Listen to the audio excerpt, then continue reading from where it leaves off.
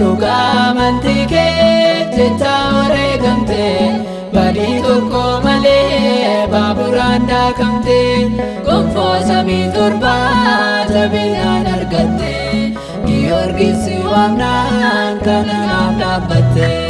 Dhugaa amantii kee jecha wareegamte badii tokko malee baaburaan daakamte gonfoo samii torbaa jabinaan argatte Giyoorgis si waamnaan kana naaf dhaabbatte.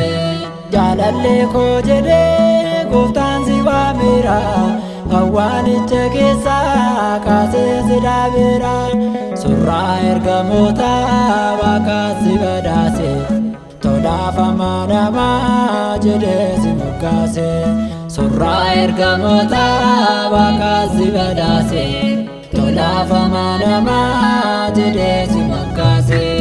Dhugaa amantii kee jecha wareegamte badii tokko malee baaburaan daakamte gonfoo samii torbaa jabinaan argatte Giyoorgis si waamnaan kana naaf dhaabbatte.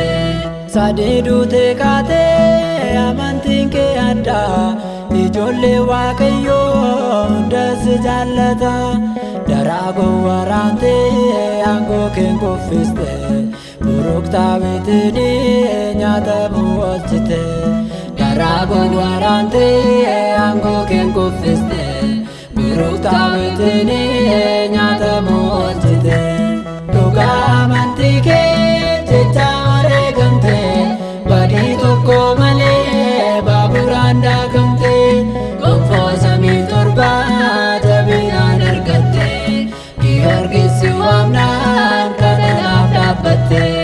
Waaqayyo jaalataa kan maqaa kee waamu badhaaf rakkoo hamaan isaan hin qaqqabu ifaa samiirraa si golboobee jira nuuf kottu Giyoorgis si waamannaa dara ifaa samiirraa si golboobee jira nuuf kottu Giyoorgis si waamannaa dara. Dhugaa amantii kee jecha wareegamte badii tokko malee baaburaan daakamte gonfoo samii torbaa jabinaan argatte Giyoorgis si waamnaan kana naaf dhaabbatte.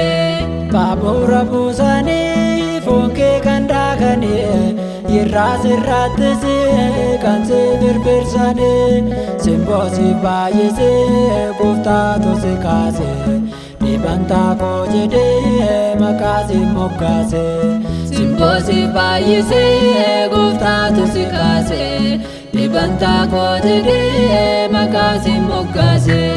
Dhugaa amantii kee jecha wareegamte badii tokko malee baaburaan daakamte gonfoo samii torbaa jabinaan argatte Giyoorgis si waamnaan kana naaf dhaabbatte.